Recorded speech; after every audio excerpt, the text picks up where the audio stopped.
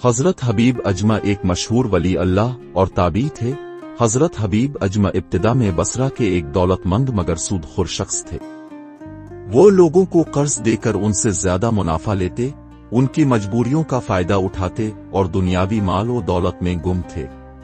उनका ज्यादा वक्त हिसाब किताब में गुजरता था।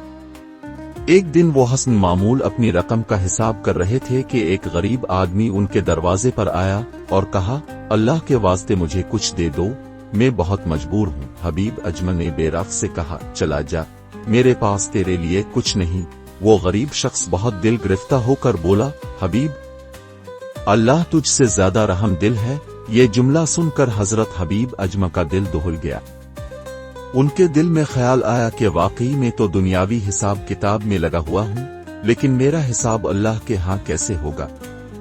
ये सोचते ही उन पर एक अजीब कैफियत तारी हो गई।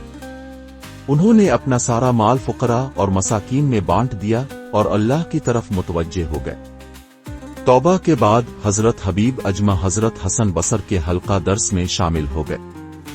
उनकी जबान फारसी थी और अरबी रवानी से नहीं बोल सकते थे, जिस पर लोग उनका मजाक भी उड़ाते।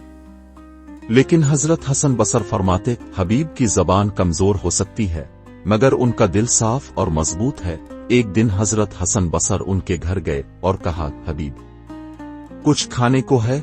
हजरत हबीब अजमा ने कहा, हाँ, इंतजार कीजिए, मैं रोटी लेने जा रहा हूँ। ये कहकर वो बाहर गए, हाथ आसमान की तरफ उठाए और कहा, अल्लाह, तेरे वली हसन बसरी मेरे मेहमान हैं, उनके लिए खाने का बंदोबस्त फरमा। अभी वो दुआ मांग ही रहे थे कि दरवाजे पर दस्तक हुई। कोई शख्स खाने का एक बड़ा बर्तन देकर चला गया। हजरत हबीब अजमा ने वो खाना हजरत हसन बसर के सामने रख दिया। हजरत हसन बसर मुस्कराए और फरमाया, हबीब, ये खाना कहाँ से आया?